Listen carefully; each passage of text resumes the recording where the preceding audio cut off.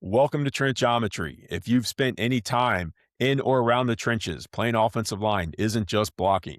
It is chess at light speed.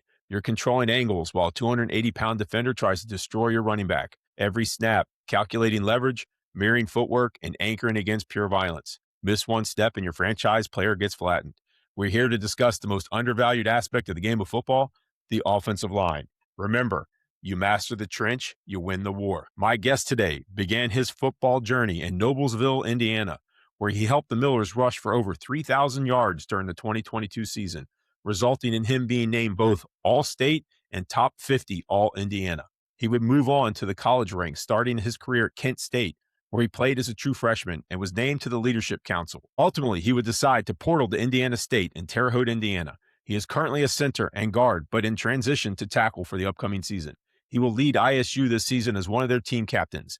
This past season, he was recognized as all Missouri Valley newcomers, and he has aspirations of playing at the next level and using his experience earned in his 33 and counting collegiate starts. We hope to see him achieve his dreams. Today, I would like to welcome Mr. Drew Page to Trenchometry. Drew, welcome, man. I'm so happy you're here. Yeah, very happy to be here. What's going on? Not much, man. We were chatting before we got started here. You're up in Indiana, and I'm down here in Florida, and we have I think it was a 57-degree temperature differential there going for us. Yeah, and about a 14-inch snow difference as well. Oh, yeah, for sure. There's not an ounce of snow anywhere down here. I can guarantee you there's definitely that much of a differential.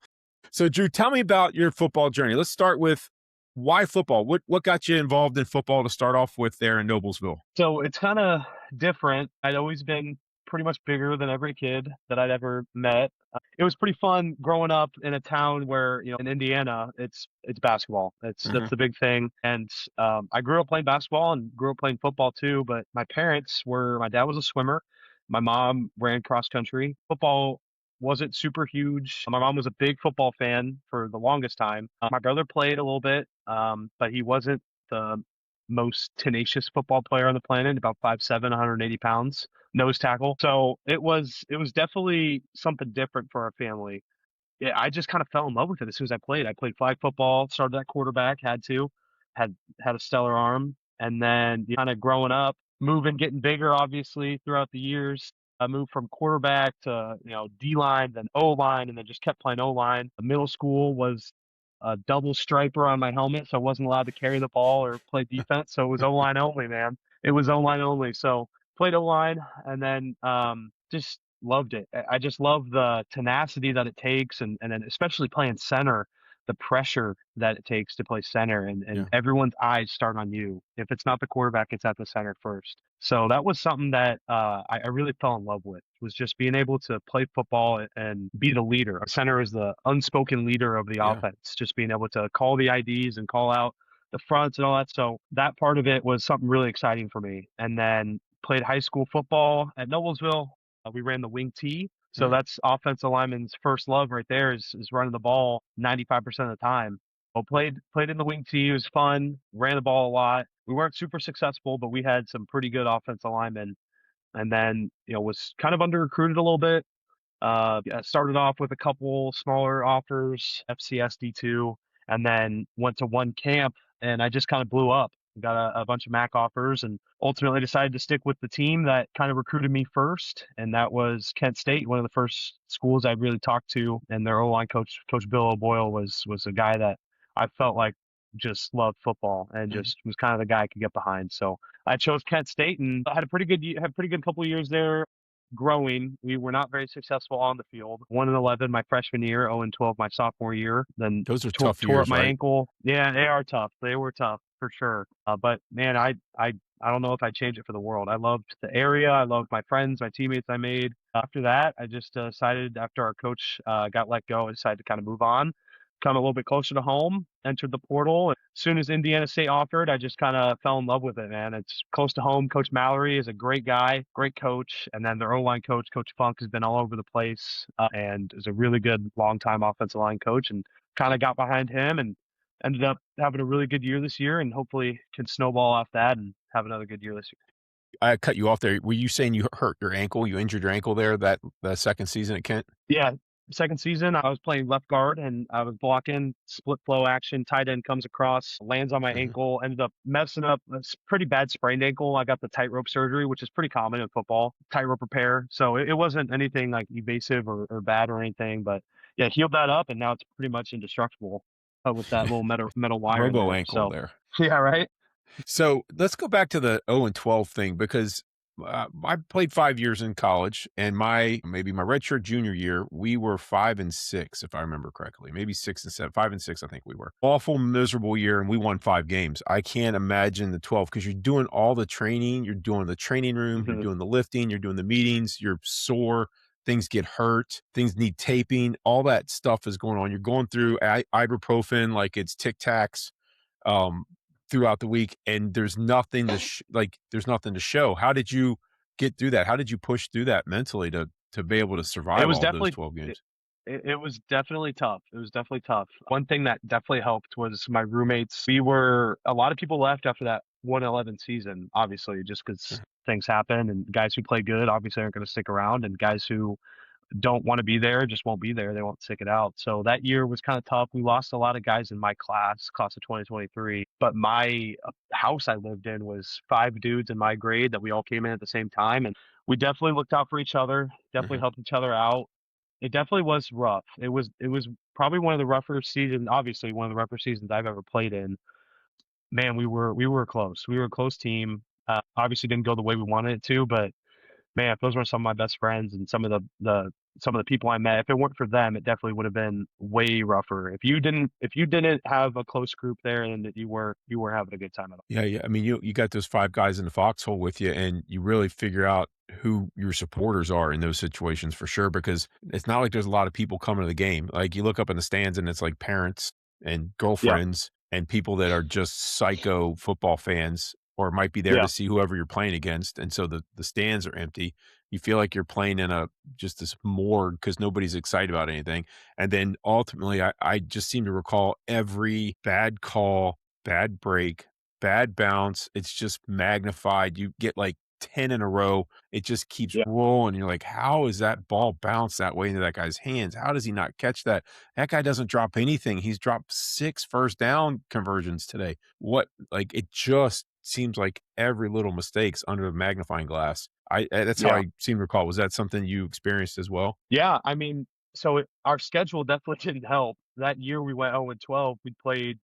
We opened up at Pitt, and then we Mhm, played Penn State, Tennessee. I mean, we played some dogs, dude. We played some guy. We got Penn State and Tennessee. They made the college football playoff that year, mhm, and it was rough. And there's some good teams in the MAC, and we had some really good players. We had an O lineman end up going to North Texas this past year, and he started. They had every year, and he started every single game. We had a receiver go to Michigan State and he balled out. We had some good players, man, and it sucked. But the good thing about it was we had a lot of guys that cared about football. And the thing that hurt the most was the injuries. Our starting quarterback broke his hip mhm. against Penn State Oh, between Abdul Carter and Danny Dennis Sutton. Like those two are NFL gonna Abdul Carter's in the NFL, but Danny Dennis Sutton's gonna get drafted this year. yeah, And then Penn State, you got James Pierce, and they always got big dudes in the trenches. So it was a rough go, and our O line coach knew how tough it was going to be, and kind of always had our back. And he's an awesome guy, Coach Matt Limegrover, amazing guy. Was at Penn State for a while. He definitely was there for us and had our back, and he always wanted to see us succeed. So there were definitely times where, oh wow, that can't believe that just happened, and yeah. we had a lot of those, but also times where like, wow, what a play, and then it just comes something else happens and it just completely erases it. So Mhm. it was a little demoralizing to say the least, but gosh, if I couldn't tell you I didn't have fun doing it.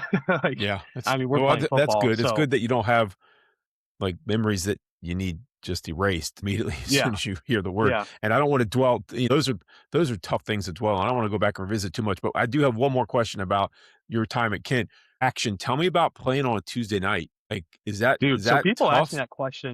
people ask me that question all the time. I loved it. I loved Really? it. You gotta love football to do it, man. It's freaking 20 degrees out on a Tuesday night playing football with 20 people in the stands, but Now, all over social media did you is, guys play on Saturday and then Tuesday, or would it be yeah, Saturday week and yeah. then Tuesday? So it would be Saturday. Oh no, there'd be like a little break. We Okay. go Saturday, and then when MACTION started, we'd have like a basically an extra bye week. Okay. And then we would transition. So it'd be Saturday week and then Tuesday. So you Got kind it. of Okay. change your week to where Saturday, if we play Tuesday, we treat it like a Saturday. So Monday would be Friday, Sunday would be Thursday, Saturday would be Wednesday, and then so on. So Yeah. that really didn't change much. I got to miss class for some of the boring classes we had, but the it was fun because like our off day the next day would be on a Wednesday. You just get to do whatever you want, you know what I mean? And then practice on Saturday morning, you get to watch college football all day. And then practice on Sunday morning, you get to watch NFL all day. So Yeah. the good part was you get to watch a lot of football. The bad part was your off days and the weekends, you can't go home if you wanted to, if you live close by. Right. Your off days on a Wednesday, you might have class, you might have study tables, you might have treatment, like all this stuff, your Wednesday kind of gets consumed. Right. So it was a little different, but it definitely was fun. I liked it a lot. I loved MACTION, and especially now being at Indiana State, getting out of practice during the season, and then I come home on Wednesday, and all my buddies were like, "Oh, let's watch Akron versus UMass tonight." Like it's like at least we got football on. We'll watch something. So Yeah. it's definitely you got to love football to be able to do it, but it's Well, that's awesome. I don't know if I've ever spoken to anybody, particularly offensive linemen, that have competed in the MACtion, and I've always wondered like, how's the body healing? Is it especially? I wasn't sure if it was a Saturday, Tuesday, or if it was two Saturdays and a Tuesday. But if you have that extra 7 or 8 days in the middle there, then you're not necessarily worried Mhm. about healing and getting back to. But I guess you have all Yeah. eyes on you too. That is another benefit. You got Mhm. everybody's eyes in the country. That the only football game to watch Yeah, is you guys. There's not even a high that's school part game. of the There's reason.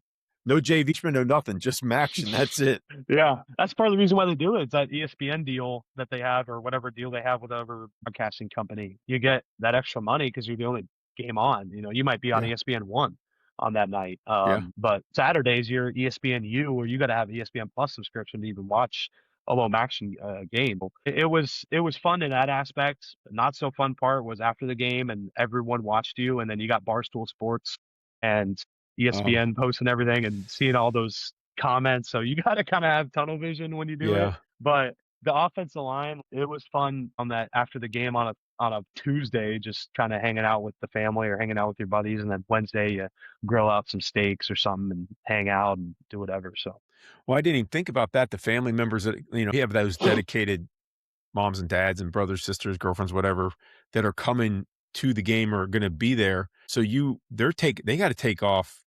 They're traveling a little bit. They're gonna have to take off work on, whereas opposed you could leave after work on a Friday to get to wherever you're going to see the game. You gotta yeah, go to travel on Tuesday, and then you're off Wednesday because you can't get back and forth. So I didn't think about that, the impact it would have on the families that would be able to come visit. But I guess if you're yeah. in, My you're in. parents my parents decked out a old 1995 Ram van and put a couch in the back. It's got a sink in the back. Couch folds out to a bed. So there were times that they'd come up on a Tuesday night or a Wednesday night, or they'd stay overnight because they own their own construction company. So they're kind of at the mercy of their Okay. schedule. Yeah. So they would be able to come up, luckily, be able to come up and crash in their van in the parking lot of my apartment, or at a rest Hit a stop or Walmart something like somewhere. that, just to yeah, right. So they were lucky to do that, but there were some friends that I know that I have, like one of my roommates, his parents were from Chicago. They weren't super able to be able to make everything because they worked and do all this stuff. Yeah. And my buddy's mom is from Pittsburgh, so that's not it's a terrible drive. It's about an hour and a half to Kent, but she's got work the next day. How's she Yeah. gonna come up on a Tuesday game at 7 p.m.? It's not gonna be over till 10. She got to drive an hour back. She's got to get up at 7 a.m. So Yeah, that's it definitely rough. was a little tough on some people, and that's part of the reason why there's no fans in the stands. You got a couple students here in the corner that are drunk off their mind. You got Yeah. parents in the stands. You got some away people, but the only people there are you and the band. So Yeah. you gotta definitely lock in and kind of. There's really no home field advantage. That's why you kind of see the MAC flip every year and go over and over again with who Yeah. wins it. So We always told our players, we'll play the other team anywhere in a parking lot. Doesn't matter. We don't care where. And it's kind of that attitude that action is kind of like, all right, here's the parking yeah, lot. Let's go. Move all the cars back. Is where we're going to play. That's tough. All right. So you make the move over to Indiana State. You get a little bit closer there. You're probably about an hour, a little bit of an hour, yeah, over an hour hour 30 from home. minutes. Yeah, yeah. And makes it a little bit easier for the folks to get there. And you said you have a brother, older brother. Older brother, he's 24, will be 24. He actually works really close. He lives about an hour north works for Sarator Sports. Devices, they make devices helmets and the Shuts helmets and stuff like that. Hmm. So he's still involved in football and does that stuff. I got a younger sister, goes to Ohio University, so the Mac family is still intact, I Yeah. guess, if you can count her being a student at Ohio U. And then, yeah, parents live in Noblesville, about an hour 30 from here, about 30 minutes north of Indy. They own a construction company. They make it down to pretty much every game. The one tricky part about the Missouri Valley, we played all four Dakotas this year, and they're always really good, but they're super far away. You Yeah. can't drive there really. You got to fly there, and there's no major airports in there, so they were No. unable to make it to South Dakota State, which was a Hmm. big game for us that we'll get into, and then they were unable to make it to Montana. I mean, all the way up there against the Montana Grizzlies. The So Grizzlies. those are the Yeah. only two games. Those are the only two games in my whole life that they haven't been able to make it to, and that's just at the mercy of The travel cost schedule. Yeah. and Yeah. travel schedule. Yeah. My son-in-law is from South Dakota, so he's from eastern part of South Dakota, south of Sioux Okay. Falls. When going out to his house, there isn't. It's you got to fly into like Minnesota and drive Yeah. hours, Yeah. or go into Sioux Falls and a little bit more of a pricey ticket to get in there. But Yeah. definitely, was that beginning season, mid season, end of season? Were you dealing with That weather out was there on any of those mid-season. games? South Dakota State was a little cold, but South Dakota was they came to us, but they're in a dome. And then we Yes. went to North Dakota. They're also in a dome. And then North Dakota State came to us. So the North Dakota State game was super rainy and cold out here. South Dakota game was beautiful. South Dakota State was, I want to say 10 degrees. It was super cold. Yeah. And then Montana was beautiful. I mean, that place is amazing. I mean, it's louder than Penn State and Tennessee, guaranteed. It's louder than UCF or Arkansas, both places I played at. Hmm. It's ridiculous. Like they're between mountains. They got deep field with the crowd. You're right above the basketball court. You got the field right here, like the basketball stadium, and the field's above it. We were on our 2 yard line going out, and we had to install a silent cadence on the spot. I was like, I'm gonna look Wow. through my legs, and you hike your foot when you want me to snap it, and I'm Yeah. snapping it, and I'm yelling go because we couldn't hear a thing. They had a false start counter where they get free pizzas if we false start enough. So it That's was not the cool. loudest place. It's not cool at all. What's the pizza threshold? What do you got to reach to get free I don't. pizzas out there?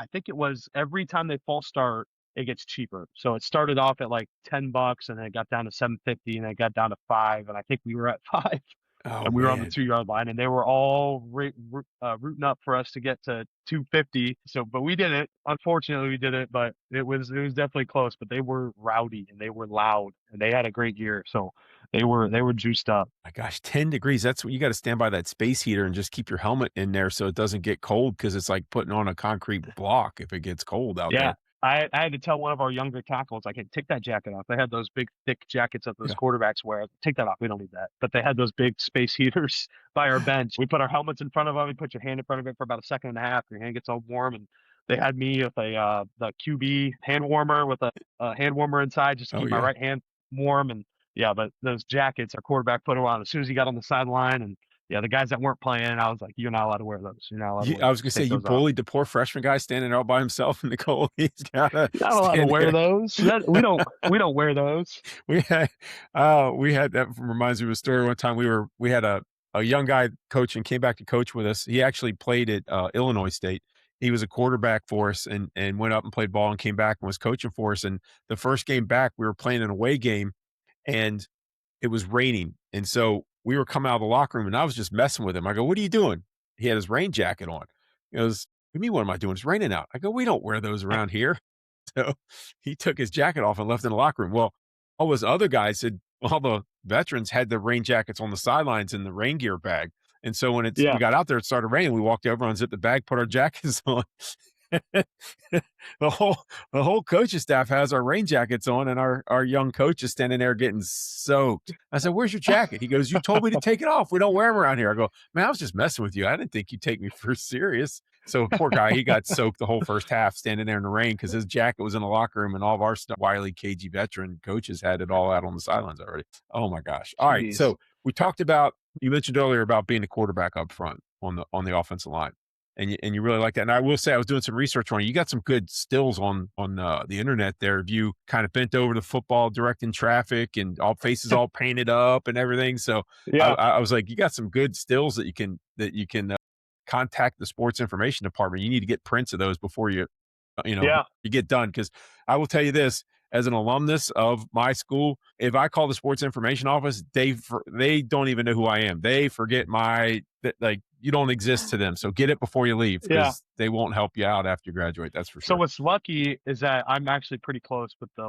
lead of the tech, like the photography or whatever, Seth. Perfect. He's a super cool guy, and they got their little portfolio that you can open up after the game and get as many photos as you want. And he told me that's his favorite photo to take is when I'm crouched down, Yeah, pointing over or holding the ball and looking at the line. And I it's got good. above me, It's good yeah, picture, I got dude. above me I'm my I'm kind of jealous. I don't have anything like that. yeah, it's awesome. I got above me my Kent jersey with 2 photos, and I got my high school jersey with 2 photos. Yeah, that's definitely something I'll do with my Indiana State jersey when I'm done. Is get two of Yeah, those get photos one of those down and from the this past jersey season, up, man, and because they were yeah. tight. I was like, dang, that's good stuff, man.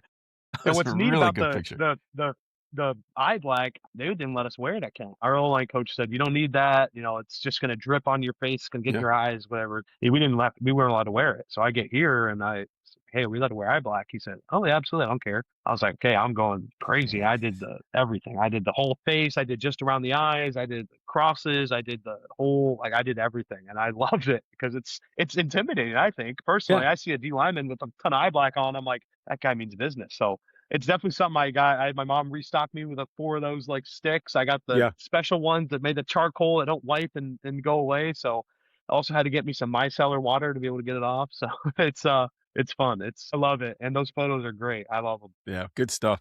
So as you get up there, what is the one key component that you feel like you got to do that nobody else up front has? Obviously, if you're calling fronts and all that kind of stuff, is there anything skill wise that you feel like you got to bring to the table that the left guard, the right tackle doesn't have to? Yeah, I would say, especially going against a head up nose, a Mm, couple teams played this year had it. As a center, you got to have a lot of twitch to you. Got to be, that's something I think once we get into it, the center has to have a lot of twitch. He's got to be able to be quick. You got to be able to snap with your right hand and get that right hand up immediately to be able to get your hand on because otherwise you're at a disadvantage with the one hand. mhm. So you got to be quick. Obviously, you got to be smart. You got to be just as smart as the quarterback behind you. You got to kind of know what's going on with the defense. You got to watch just as much film as he does. Whereas the left guard's kind of just waiting for your call and what to Yeah, do. Not that they don't watch film, but different. It's a different aspect for sure. Yeah, the center's got to be able to be quick. I would say that for all the young centers and guys that I've trained with before and worked with before is the quickness aspect. The center's usually the first guy contacted. If you have a freeze play called and you got to look on the left to the left end and you got to look to the right on the right end and you got to head up nose on you. You got to be able to see everything around you to be able to snap the ball and the quickness aspect. One thing coming from high school to college was way different, which everyone will tell you that.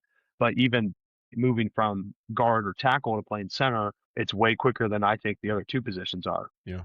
So what I heard you just say is they put the dumb guys at left guard on the offense line. Is that, is that no, I'm not just not kidding. not I'm just kidding, fully left guards. true, but I'm just kidding, left guards. Don't take it personally.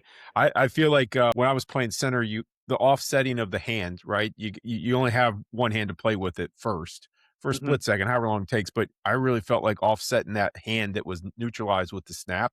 You had to compensate mhm, with your foot, with your feet movement, and getting mhm. getting lower body position so that when you bring that hand back up, if you're not lower body position, that hand doesn't really matter where you are because you're going to be playing from behind the whole play there. Yeah.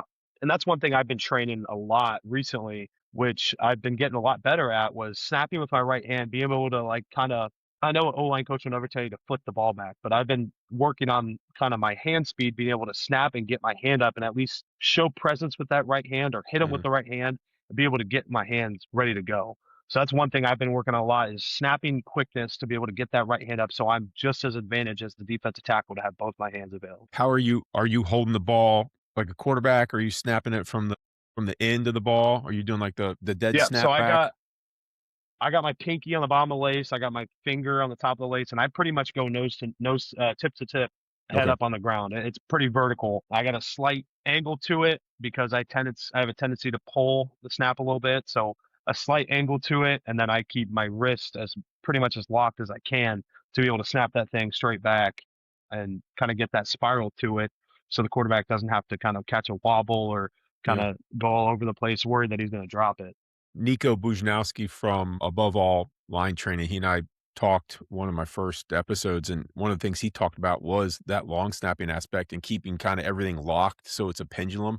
And if you have the wrist bent, the elbow bent, the shoulder bent, you have 3 points of rotation there. That's when you kind of get this error. So do you do a whole lot of I'm assuming you're doing a whole lot of snapping in the off season. You guys are shotgun and you guys do any straight snaps where you're underneath center at all? So before we get to that quick thing, Nikolai Bujanowski is a very, very good friend of mine. He Oh, was at Virginia Tech, goes to Boise State. He actually yeah. came to Kent State for a semester and then ended up moving on to his O-line training. Very, very good friend of mine. I just talked to him a couple weeks ago, just going over a little bit of tackle stuff, just because I'm preparing for that a little bit. Mhm. But Nikolai Bujanowski is a very, very good friend of mine. Lived right next door to me at Kent. I talk to him pretty much weekly. We used to play Xbox all the time together. And if you scroll down on his Instagram page, a couple of his first videos, I was training dummy, Okay. going through that stuff. So yeah, it's pretty cool. It's neat that you said that because I love that guy. He's awesome. He does a great job, and I'm super happy for him. And shout out to Nikolai. He just reached 10,000 followers on Yeah. TikTok, I believe it was, if I remember correctly. So he's doing a great job. He has all sorts of stuff. When he starts talking, he gets all excited about the body mechanics and he starts saying big, long scientific words that I don't know what they mean, but it sounded good. And so he's a great interview. Had a great interview. If you want to listen to him talk about the technique of football, I think it's maybe like episode Mhm. 2 or 3 of mine. He's out there doing it. Anyways, he talked about that, and it's interesting that you mentioned that. Is that something you focus on, is keeping everything locked when you're snapping? Yeah, 100%. Keep the wrist locked. If your elbow's bent almost, I mean, not super. I mean, I keep my probably not super bent. I'm not super locked out, but I am got a little bend to it. But the wrist is always locked. If your wrist is not locked, you can sail it over the quarterback's head. It could be way left, way right. So keeping it locked. I mean, we only do shotgun here. We Okay. go under center for taking a knee and spiking the football. But other than that, it's all shotgun. The You got to be in our O line coach. If it's not, right here, this is as much threshold as you get. If it's up here, a little bit down by the pocket, like it's not a good snap. So He's gonna chew your butt. the oh yeah, so the snap's got to be perfect, and that's one thing I'd like to pride myself on. I didn't have a single bad snap all year, and Hey, kept them congratulations. pretty good. Yeah, That should be a stat. thank you very. Yeah, that should be a stat, right? Keeping it within the quarterback's the numbers, right? Yeah. So yeah, I Throwing keep my wrist strikes. locked. I tell all the freshman center here and the sophomore center here when they get a snap, it kind of wacky a little bit, but I tell them, remember to lock your wrist out. If your wrist can't go anywhere, the ball can't go anywhere. So Right. that's a coaching point I was told. I think by Mr. Coach Booge over there, by keeping that wrist locked, the ball, if your Mr. wrist doesn't Coach go anywhere, the Booge. ball doesn't go anywhere. What's your most favorite thing to do as a center? What's your favorite thing to do? Like your scheme or a part of a scheme? Where you when you hear this call come in, you're like, yes, that's my favorite thing to do. So I wish we ran pin and pull. I love pin and pull. We ran that in high school, especially at center. It's getting out in space, being able to kind of be the lead blocker. That's a fun part. Outside of that, I would say just a 3-man slide. I love being that guy to pick up the twist. I think I love pass pro, and I think Mhm. part of that was I never was able to pass set in high school. We only ran the ball. Yeah, with the wing T, So yeah. yeah, I think coming to college and being able to pass pro like that is probably my favorite part. And one thing that I needed to work on a lot when I got to college was my pass pro. So now to a point where I can probably say that's either my favorite or my second favorite aspect of playing center is being that cleanup guy is pretty fun for me. So you like the sniping aspect of it when the guy's coming around on the loop and he doesn't expect there to be any help and he's Yeah, eyed up on the guard and next thing you know, you're get a 75, rib right? shot. Are you number Yeah, 75, yeah, right? And big old yep, 75 comes all 6'3", 325 comes through with full piss and vinegar and takes a nice little shot on him. They especially don't those call those tall, lanky blindside blocks DNs. inside, do they? Oh no, especially those tall, lanky DNs trying to get a move on a guard, and then you just clean them up with the old pop or hit him with a little shoulder, and yeah. I can attest to that. That's something that I would have enjoyed too. Of course, I played back in the good old days when you could blindside people and no one got wasn't a big deal. So you could blindside them anywhere on the field, and that's what people look forward to those big hits and nice clearing out blocks. And it's kind of sad that that doesn't happen anymore, or a lot less likely that it does. Yeah. As you guys go into your preparation and you're doing your weekly preparation and you're watching the other guys film, where do you find yourself as a film study aspect of it? I'm kind of curious in in the collegiate ranks, I'm thinking back to when I was in college and we didn't, this is this is like VCS, VHS tape, a VCR Mhm. type stuff back when I was in school. So it hadn't really got into me being able to take a VCR tape home with me and watch it at home in my townhouse. The digital aspect of it was light years away from happening. So now that you guys are at this the golden age of film for football. I mean, you guys can watch it on your phone, you can watch it on the Mhm. laptop, on the tablet, whatever. Is there a way you go about breaking down the film? Is there a way that you watch the film Yeah. to get prepared? So the thing I go about it the same exact way. So one, I always start kind of the off season or even the beginning of the season during fall camp watching some of my favorite centers in the league. And Mhm, that this year was Aaron Brewer of the Miami Dolphins, Creed Humphrey, obviously, of the Kansas City Chiefs. And then I really liked watching Tanner Bartolini of the Colts and some older film. I mean, not older, but some like 2018, 2020 film, Ryan Kelly from the Colts. I like watching that NFL tape. And sometimes the scheme is not always the same, but the footwork is always the same. Inside mhm, zone, outside zone, pass pro, the footwork is always the same. It's always going to be the same for everyone. So that's one thing I love watching is seeing how those guys move in space, move on inside zone, outside zone, move on gap and power plays, see how they maneuver their way, see how they use their hands, stuff like that. Like I'm a big Aaron Brewer guy. He had a really good year this year. When he snaps the ball, he gets his left hand immediately in the V of the neck of the D lineman, and he kind of gets his hand in that pad and he immediately holds on with one hand. And he'll get that right hand in eventually, but he gets that hand on immediately right away. And that was one thing I liked to take away, and I used a lot this year, was that one hand snatch, kind of mhm. grab onto that pad, just so I have some control of him before I can work my hands. So that's the way I start out is watching some pro film of guys that I really like. Then when I get into the season, we're obviously week one's a little different because you got to watch last year's tape, but once you get to mid-season, a little later in season, I always watch the teams, the most recent game, start to finish. Whoever they play doesn't matter. They could run it could be Army running the triple option. It could Mhm. be Mike Leach's air raid. Doesn't matter. I could watch anything from the most recent game. I'll watch all the clips for the defense. And then our coaches do a really good job of making cut ups of like runs, like schemes, like passes, where we run very similar things, and they'll put a clip of our offense running it, then their offense running it, and how their defense plays it.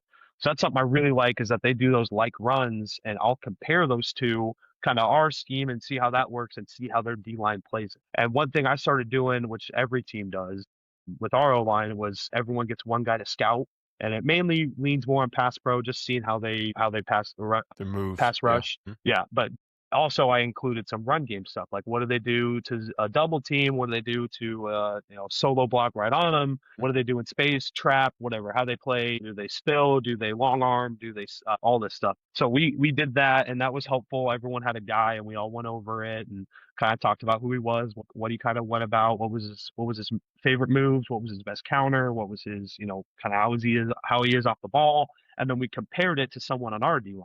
Like, who's this guy kind of like? And there was some, oh, he's kind of like this guy and this guy mixed together. He's got the pass rush of this guy with the run block of this guy. And we kind of compared it because that's the easiest way for you to kind of go about things. Like, Mhm. okay, I'm going to end up blocking a guy like this. And we had a Right. good D line that had some different guys that all were kind of comparable. And there wasn't really one guy all year that was super different, except for you played IU and Mikhail Kamara, that defensive end. And he was pretty different than a lot of guys on our team.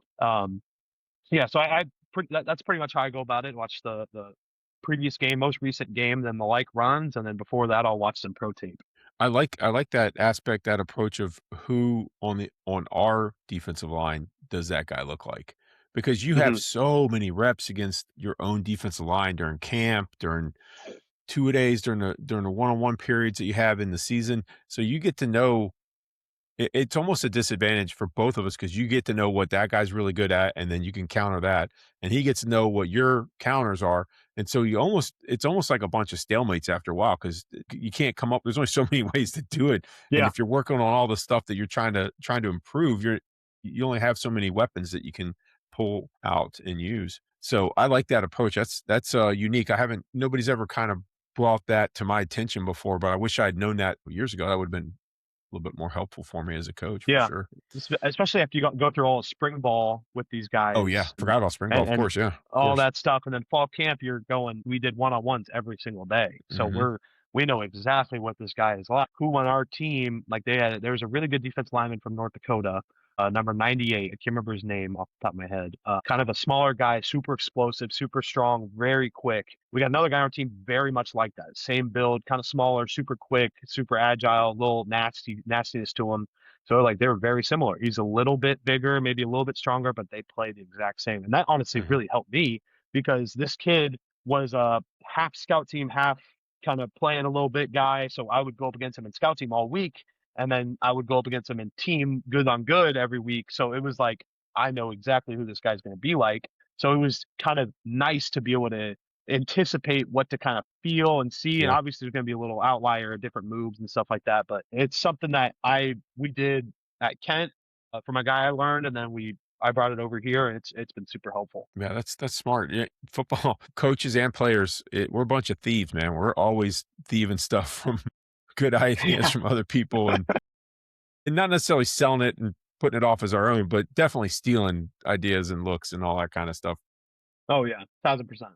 It's funny, I did that one year. We were in the playoffs and we had watched I was watching the Patriots and the Patriots they were running a bear front, had a bear front against them, and they took their offensive tackle and they fan blocked him out and he blocked the strong safety who was up in the bear look on the tight end. And the tight end just ran right down the middle of the field and they're in cover zero and nobody's covering this dude because he's getting run blocked by the tackle out to the Hmm. sidelines and the tight end was wide open. I'm like, that's genius.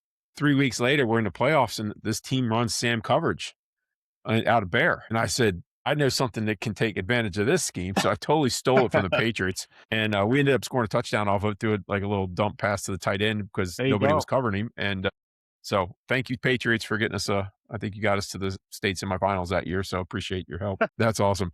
Pass game. Talk to me about what your biggest challenges are in your pass game. You said you're coming out of the wing tee where you're running waggle, and that's just run block until the cows come home and hold on, right? So, what did you find yourself having to switch out there once you got to that college game? What was it that was lacking that you had to make up for once you got to Kent? Yeah, so part of the wing T pass pro, like you said, waggle. We had waggle pass right, waggle pass left. We had power pass right, power pass left, and a lot of it was snap the ball and then turn. Everyone Mhm, has their gap. Doesn't mhm, matter. So the one thing that I really struggled with not only was understanding that you can't turn and when to turn if you do have to, but playing center and guard at Kent was setting. Okay, be patient, don't turn, or against a three tech at left guard or right guard, setting out and opening up.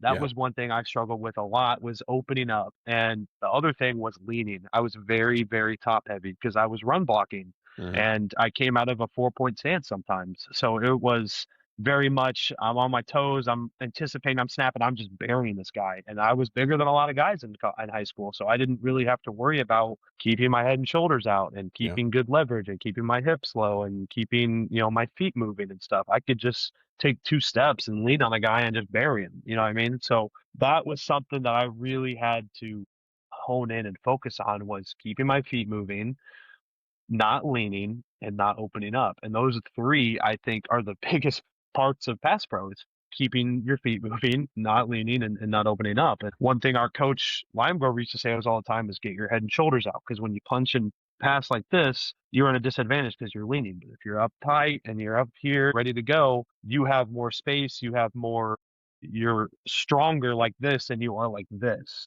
So that was something I had to overcome very much. Luckily, I went to college early. I graduated a semester early and went up to Kent and got able to get a spring ball underneath my yeah, shoulders before I went on to fall camp and then played that season. That was a big transition for me was going from the wing T run blocking and leaning on dudes because I'm 320 pounds versus everyone I'm playing against is 300 pounds and is very good at yeah. football. So I got to keep my feet moving. I'm glad you said that. I forgot to ask you if you went up early because I'm sitting there thinking, man, this guy he got on the field as a freshman and couldn't pass pro. That's like, so that's really hard to pick that up in a camp and a couple Yeah. weeks of preseason and all of a sudden you open I used to call it opening the door. You open the door to that defensive lineman in three technique and you have no leverage on that guy. There's nothing stopping Yeah. you from you have nothing, no strength training drills in the weight room for lifting arms going side to side. So staying squares is a difficult trait to train out of someone and train into, Yeah. train out the turning and train in the staying square. That's a really difficult thing to do, especially when we got everything else I going. yeah, I guess I shouldn't say I never passed pro, like, obviously ran the wing tee, but I was very fortunate enough, I trained with, I don't know if you know the name Donald Thomas, played guard for the Patriots for a long time, played with the Colts and the Dolphins. I trained with him a lot. He was through, some workout facility, Mhm. near my house, so I was able to work out with him, and he helped me a lot, kinda get that down, even if he didn't totally agree with what we were doing at my high school, running the Well, wing yeah. tee. And then Mike Berry. He was also a very long time O-line coach, and I was able to train with him through my coach in high school. Was good buddies with him, so I got to be able to train with him. And some of them, I was told Mike Berry is the father of zone, so I was able to learn from him and be able to take some of that stuff he told me to be able to use at camps Mhm. and kind of get noticed that way. And then when I got to college, I eventually obviously wasn't as honed in as some of the other guys that were there because they had played normal football before, running and passing, And don't hate on the wing compared to tee, man. me. Don't hate on the wing So tee. There's nothing wrong with the wing tee. there are some really, really good wing T schools, but those schools are like they're smaller, right? Yeah. They're smaller divisions. They are playing dudes who only have 22 guys on the team, so everyone's got to play both ways and all this stuff. I mean, my school, I had 100 guys on the team. We're playing some of the best teams in the state, 6A football with guys that have, there's teams that have 100 guys on the roster. There's guys who only play one position. So they can recycle guys. It just wasn't super effective. But it was fun because, like I said, I could take 2 steps and bury a guy, and our 5'6" running back would run 95 yards for a touchdown right up the middle because of trap. Yeah. Well, I'm a big fan of the wingding, and though I used it a little bit in my early career, my coaching career, as I got out of, I guess I was in Georgia. We left Georgia and moved down here to Florida, and we got into the option game, so a little bit more option versed. But I do have some experience with the wingding. Did spend some time with Tubby Raymond in a hot dog hamburger joint one time down here in Naples. We were clinicking some coaches, and Yeah. this old codger kind of walks up and says, "Hey, you guys football coaches?" And we said, "Yes, sir."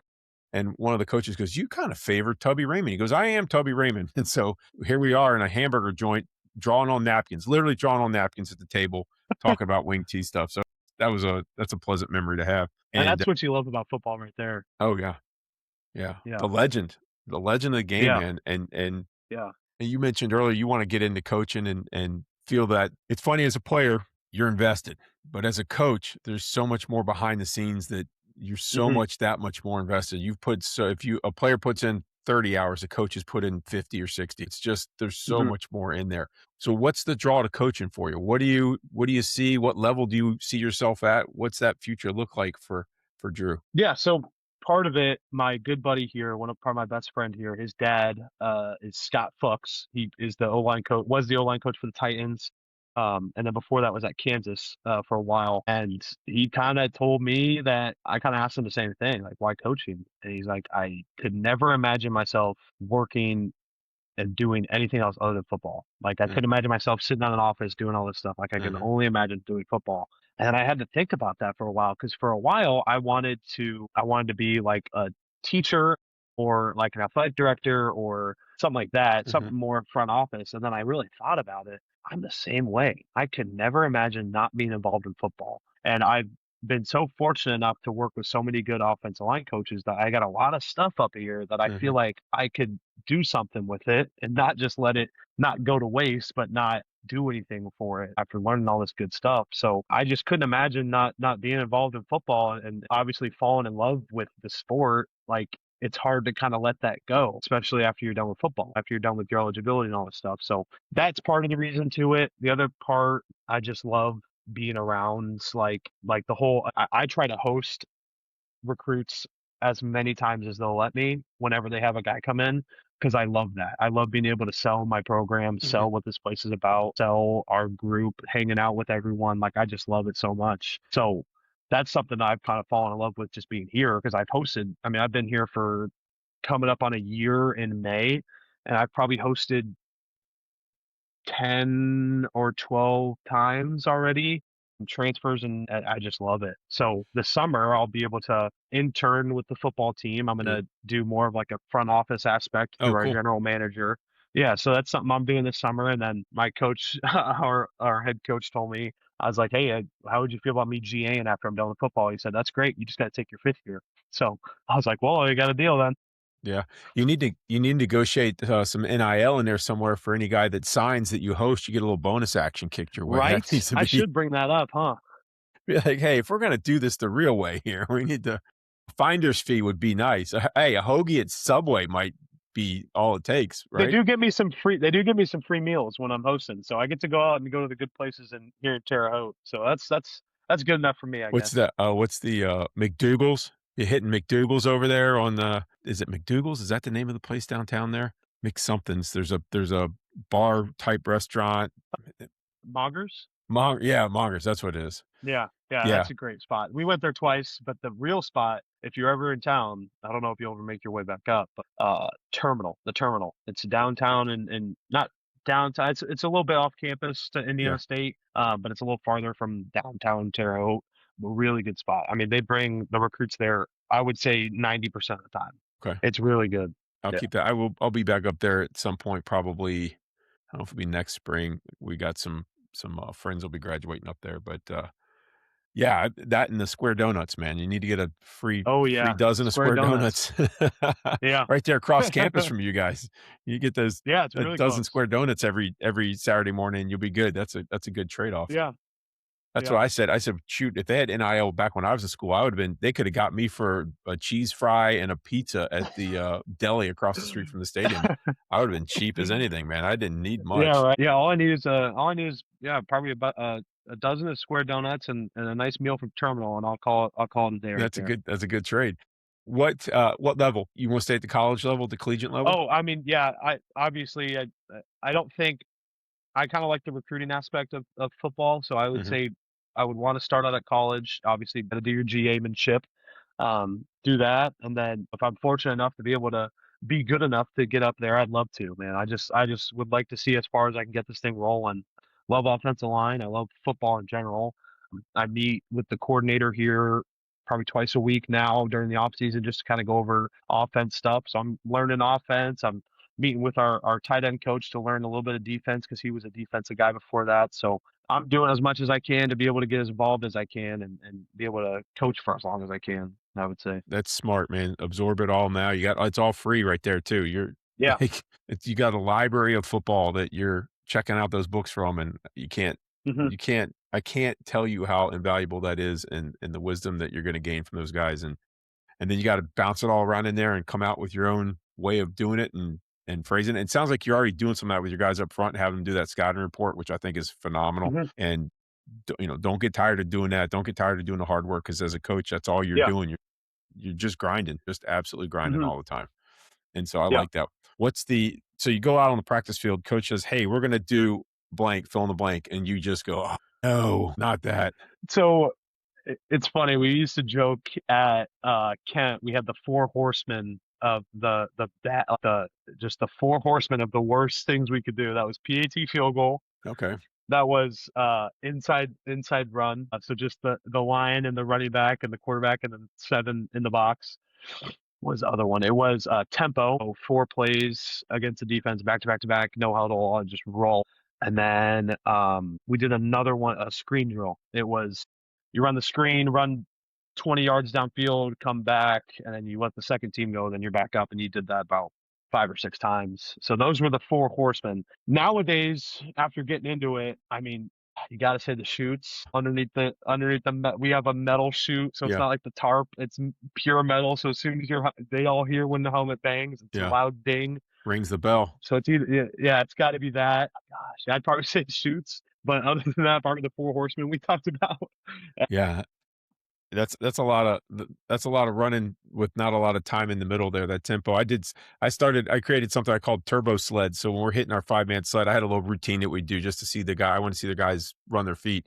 And I would do probably 6 or 8 sled drives and I'd blow the whistle and they'd have to sprint 5 yards past the sled, turn around, come back, it was simulating no huddle. So they'd sprint Hmm. 5 yards, turn around, come back, drive the sled 7 seconds, blow the whistle, boom, sprint 5 yards, come back. And that was a bear. They didn't like that one very much, but I thought it did a great job of simulating no huddle. And Yeah. because it's hard as an offensive line to simulate no huddle. I mean, Hmm. you got to have scout teams that are really squared away on what they're doing so you can roll them in and get them out there because you can communicate your plays faster than they can get set up and do what you want Yeah, them to do. So I yeah, was just trying and to that's gas them. that's 100% the biggest thing I would say. So I've when both schools I've been at, we ran no huddle, up tempo, on the ball. As soon as the ball's down, you get on the ball, we run another play. And that part is 100% right. The defense of the scout team just doesn't get set quick enough, and we're getting yelled at because we're not snapping the ball, and then the other coaches are yelling at the scout for not getting set, and we're all flustered and all this stuff. But that comes into the aspect where now you're at the game and you're on the sideline with your buddies after a scoring drive. You're like, this is less tiring than practice. Like Yeah. this is way easier than practice. Because I'm not having to get yelled at or get set and wait for a second and sit in my stance for 10 seconds for the other team to get ready. We just Hmm. can keep rolling. If they're not set, then we just get to rolling over. That Yeah. part is kind of funny to it. I miss those days. I miss being tired and sore and beat up and that there's something about you can't simulate that. You'll never get that back again unless you don't Yeah. squat in the weight room for about a month and you go in and squat and you squat 2 days a month every other month and you kind of get that feeling all over again, but that's the worst. So I got a question for you. Yeah. When you were playing, Yeah. what this is a big debate that we had last week. What did you think? Because I'm sure it was different back then. What did you think was harder? Was it spring ball or fall camp? Spring football hands down was and I we said the had same thing. and we had at our practice facility, William and Mary, everything's 300 years old. So our practice field was the baseball field. So in the fall, we had the outfield. It was all ours. We had the field and there was plenty of space for what we needed to do. But once the spring started, the baseball teams out there, we didn't have a practice field. So we had to bus off campus. We had about I don't know, 10-minute bus ride to get to the practice fields. And it was the sun would go down and the temperature would drop about 20 degrees. And so you couldn't, it'd be hot when you got there and cold when you left. Yeah, we'd run out of water all the time. There weren't lights on the field. So as it got dark, it was dark and you couldn't see. It was dark and cold and you were miserable. And we did it, I swear, my freshman year. I think my freshman year was the last year of the NCAA. They changed the regulations after my freshman year. So I swear, my fall camp, we had freshmen only and I want to say it was 3 or 4 days of 2 days with just the freshmen, just the 30 guys who were freshmen incoming players. And then the varsity guys showed up and we did, I don't know for sure, but I swear it was like 17 more days of 2 days. It was like two and a Oh my half weeks gosh. of camp. And so we started like August 1st or 2nd, if I remember correctly. And our first game wasn't until Labor Day, if I remember correctly. And we were in camp darn near the whole time. I think the last week, once classes started, we went to one a days. But I swear we were in camp for 20. It seemed like 20 days my freshman year, Yeah. and then my sophomore year, the NCAA changed the regulations, and you could only practice X amount of days before your games started or whatever, and so Yeah. that cut down the fall camp. And but the spring, I could be wrong and exaggerating here, but I swear it felt like we started spring football the day we came back from spring break, which would have been like the middle of March, and I think we went all the way up until like the week before right before exams started, which would have Yeah. been beginning of Yeah. May. So I swear it was like 7 weeks of Monday, Wednesday, Friday, Saturday, and Yeah. just hot, cold, miserable, bus ride back, bus ride out. I mean, I had guys that we had Dave Flynn, God rest his soul, but he was hysterical and he would just start, he hated spring football so much, he would just start cussing in the bus. And as the bus got closer to the practice field, he's just yelling. By the time we pull up in the parking lot, he's just full bore at the top of his lungs, just yelling, F this, no. And so I would go with the spring ball would be my question I or said my the answer to same that question. thing. I said the same thing because it's still, I mean, we start the first week of April and we're not done until the second week of May. So we got 6 weeks and it's Monday or Tuesday, Thursday, Saturday. So Uh, it's not as much as Monday, Wednesday, Friday, Saturday, but it's Tuesday, Thursday, Saturday. So not only are you in class, but you have lifts and you have practice and you don't get your weekend yeah, because Sunday is film and all that stuff, yeah, and Sunday you're recovering, and then Monday you come back and you lift and do all that stuff. Camp, at least for me, I mean, we don't have 2 days anymore, but we have no school and everyone's going through it together. uh, So everyone's going through the same stuff. Spring, there's some dudes on the team who won't really have as many classes as some of us other guys. Like right, I got an 8 a.m. every single day except right. for Wednesday. So not only will I wake up every single day, I will then have to practice football. Oh, spring, fall camp, like, at least there's a reward at the end. you get to play the season and go into that. Spring, once that's done, you just have to go home and then you go run and for two heal. months and come back. Yeah. I said the same thing. Spring ball is by far the worst part I've Well, ever and seen. I will tell you this, there's nothing like doing spring football if you're a student teacher doing your student teaching in the spring and you got a 5th year of eligibility left. And so you're waking up you're on high school teaching schedule. So you're up and at school at whatever 7:30, 8, whatever time school started. And you get out of school at like 1:30 or whatever. And so 7:30 to 1:30, I'm literally working the whole time. And then I'd have to go lift. So I'd run to the stadium, I'd get or the workout facility, I get my workout in till like, I don't know, an hour and a half workout, and then straight to the stadium for meetings, and then on the bus out to the practice facility for practice. And then I'm back grading papers or getting prepped for lesson plans for the next day. And at least on Tuesday, I didn't have practice, but you still had to go lift. So it was come back, it was work all day and then go lift. That one was rough. I'm not gonna lie. Yeah, I That can was only imagine. because for some reason, I felt like I got to graduate in 4 years. And so I graduated in 4 years. I was an unclassified student that 5th year. And in order to graduate, I had to get my student teaching done. So I went ahead and I was a dope, man. I should have just taken it a little bit easier. I could have taken 9 credits and then been finished the next spring and just been on relax mode. But I wasn't very smart with how I went about doing it. So that was a miserable spring. There was no fun to be Yeah, had that spring. yeah. And then you're I've just been sore. You're I've been sore. I'm sitting and teaching, and I'm all banged up from scrimmaging the day before or whatever, and that was awful, awful, bringing back awful. bad memories, huh? Yeah, well, no, good memories, man. I would trade, my sore back, my sore neck, my knee hurts, all that stuff. I wouldn't trade it for anything. Yeah, Sitting there with ice on my back. I would sit there and ice my back right now today in the locker room if I could, and go back to those yeah. times. And As much as we especially, talk about go ahead. sorry, go ahead.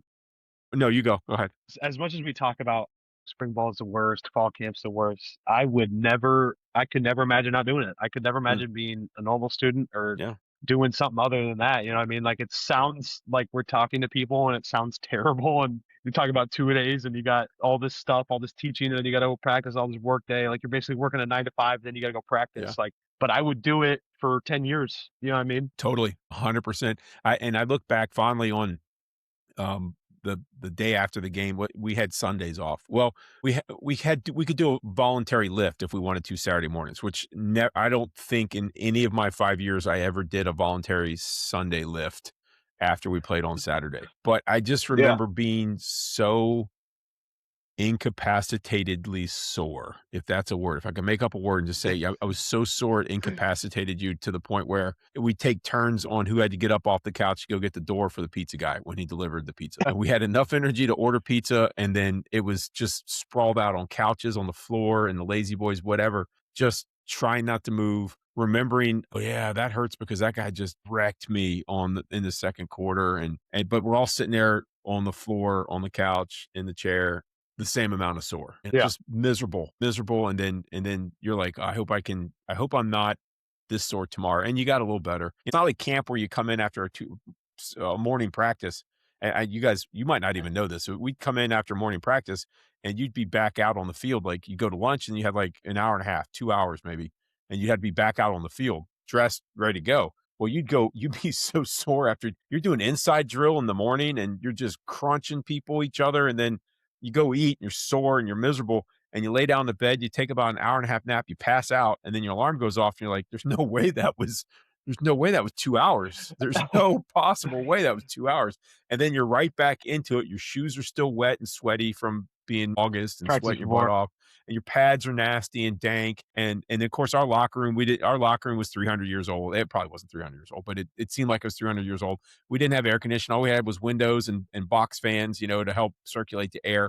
So nothing ever dried. And then you get your laundry that was supposedly clean, but that wasn't dry because it didn't have time to go through the dryer. So everything was always wet. You're so sore you can't move. After about day 3, you've done 6 practices in 3 days, and it's awful. It's awful. So Yeah. I don't even know if you guys had that experience nowadays. You probably are No, like, I've never had. I mean, there was one time I had a 2-a-day, only one time, because I mean, at my age of football, like they outlawed 2-a-days, and you're not allowed yeah, to do them anymore. But when I which was is a good for you guys. freshman, It's good. Don't yeah, get me very wrong. true, very true, very true.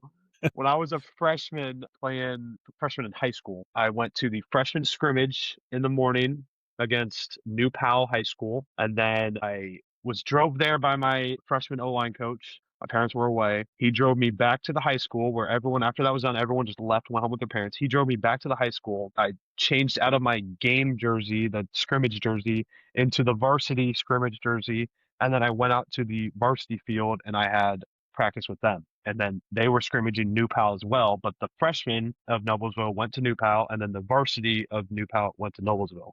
So I had to go to both. And I have never once in my life been more tired. It was also in Yeah. August. So it was, or July or something like that. So it was 90 degrees outside. My O-line coach, freshman O-line coach, drove me after that scrimmage. I would collapse in the locker room, just laying on the ground. He drove me to the gas station, bought me a thing of ice, took me home. My parents were gone. He gets me, he's like, I go down to my underwear. I get in the tub. He fills it up with ice cold water and he pours the ice in. He says, "You're going to sit there for 20 minutes." And he goes and sits on my couch, sets a timer. Right. He's like, "All right, you're good." And then drained it. And then he left and I went to bed and I slept for probably 5 hours, 5 hour nap. And the next day I had the day off. So I was so tired. I've Yep. never been more tired than that moment. I Now, always do think back to that moment whenever I'm in conditioning or whenever I'm in football practice. I'm like, oh my God, I'm tired. And I think back to that, I'm like, I'm not that yeah. tired. Now do it 17 times. And Yeah, right. the good thing it was on Sundays, we only had an afternoon practice. So whatever the 17 days of camp, there was 3 one-day practices in there somewhere, and everything else was 2 There you days. It go. was I've never ever in my life wanna go through that. That was brutal. That was a really long fall camp, no doubt.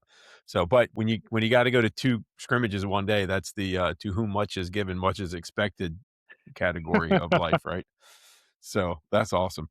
Well, as Drew, as we wind down here, I got two more questions for you, and I've really enjoyed this because I think it's cool to compare and contrast, like, dinosaur time with the new age stuff with you guys, so I enjoy hearing how it is. First question, or second to last question, I should say.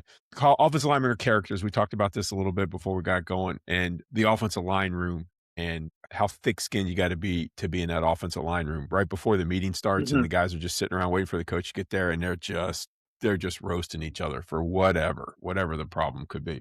Any funny stories or experiences you can share with us that kind of shed some light on the character level of the offensive line rooms? And you got 2 rooms you've been in, so you can kind of Yeah. compare and contrast a little bit. So at Kent, everyone was older. There's only 3 guys in my grade. There's a bunch of guys that were super, like a lot older than us. So we kind of sat in the back. And when I first got there, I was just terrified to speak. Like I was just so nervous, you know what I mean? Because I don't want to be that freshman. And there was a sophomore that was late to the conditioning in the morning because I got there in the winter. So we had conditioning. Mhm.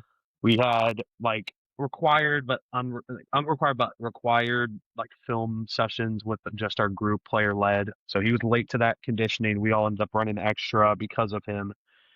And then we get back to that film room and he's in there and it was the most brutal, like, what is wrong? Like, what are you doing? What you have one job to get here. And it when it's coming from a coach, it's like, okay, this is what he's supposed to do. But when it's coming from your teammate, I'm Yeah. sitting in the back and they're berating this guy.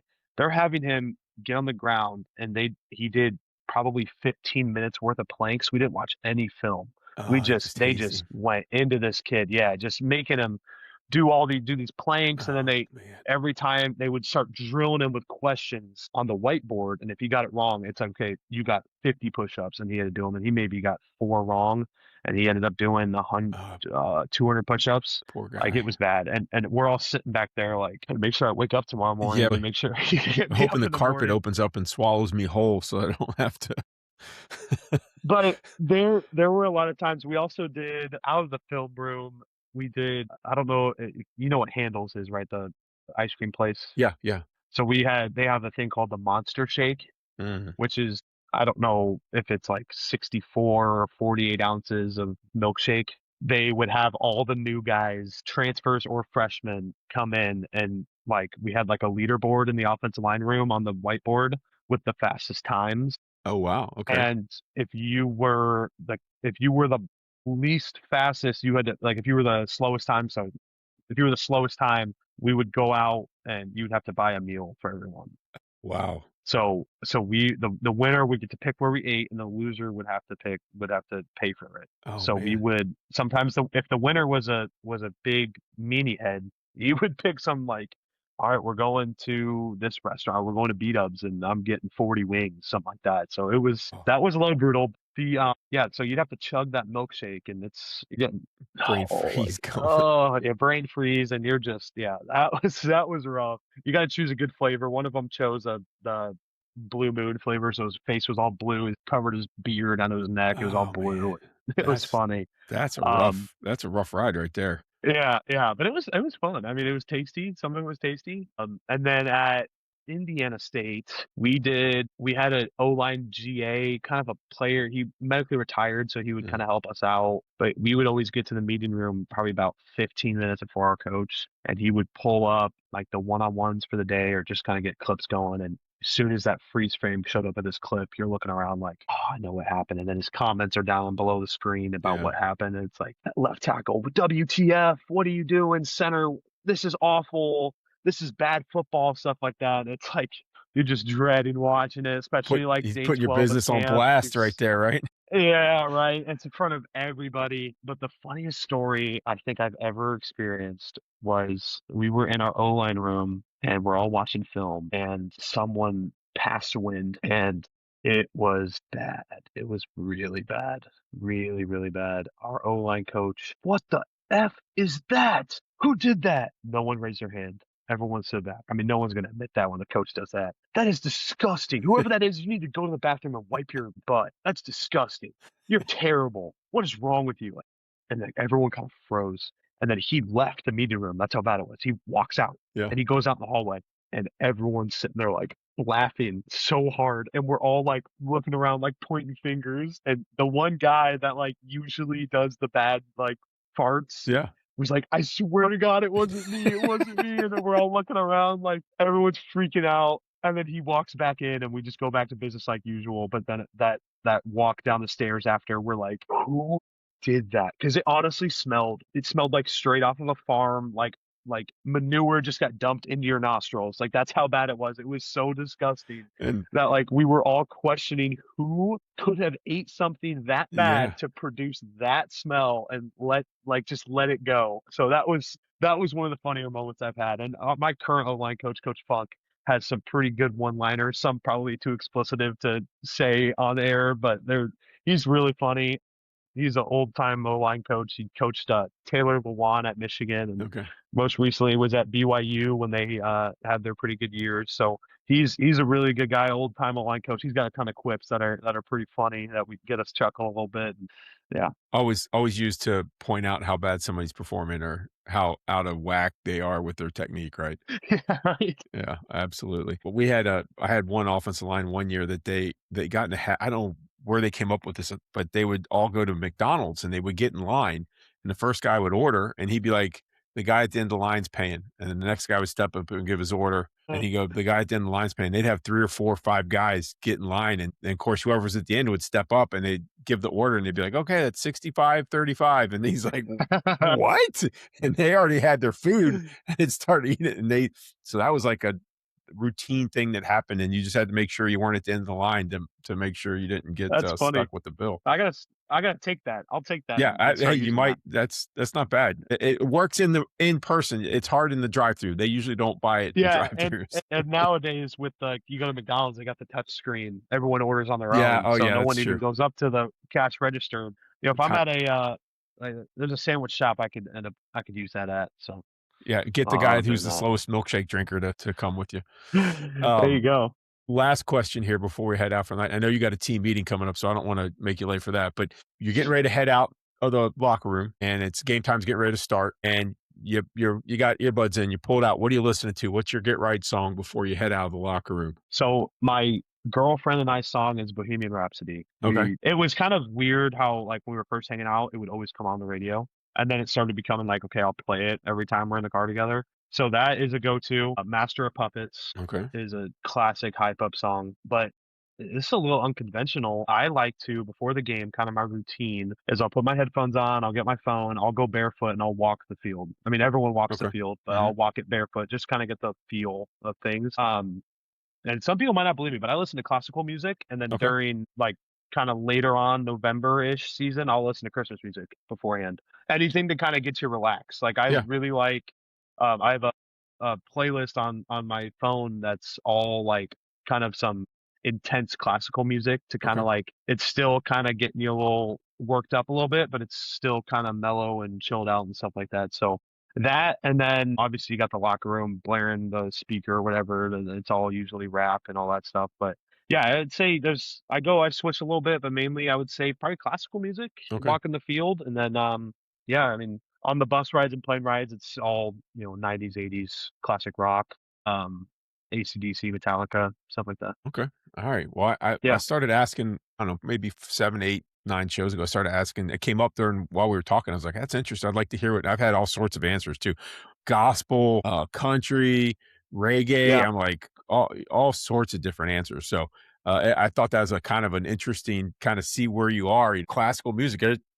I used to listen to classical music when I was getting my master's degree so I could tune out the kids and it just kind of helped me focus. So anytime I hear yeah. classical music now, my mind goes like it automatically just trains it to focus in. So I could see where that would be something that would get you, all right, these are the assignments, this is what I got to work on. This is something I got to really be aware of in the game. This guy's going to do this guy's going to do that. And you're just kind of repping all that stuff in your brain as you go through it. I can Yeah. see where that would be helpful to lock Especially in. with the tip sheet and all that stuff, Yeah. and kind Yeah. of reading over that, walking the field. What kind of Yeah. music were you before games? You know what? I It's funny you say that because I was kinda like they had Walkmans and CD players, and I don't like, on the bus rides, I remember having music on bus rides, but I don't remember and when I was in high school, it was in the car, so when I get to the parking lot, it was whatever was in on the car. You guys would have radio or whatever in the locker room, but Yeah. it wasn't, music wasn't as accessible back then. Like, you would have to carry your cassette like, you'd have, like, a briefcase looking thing with your cassettes in it or with your CDs in it, and so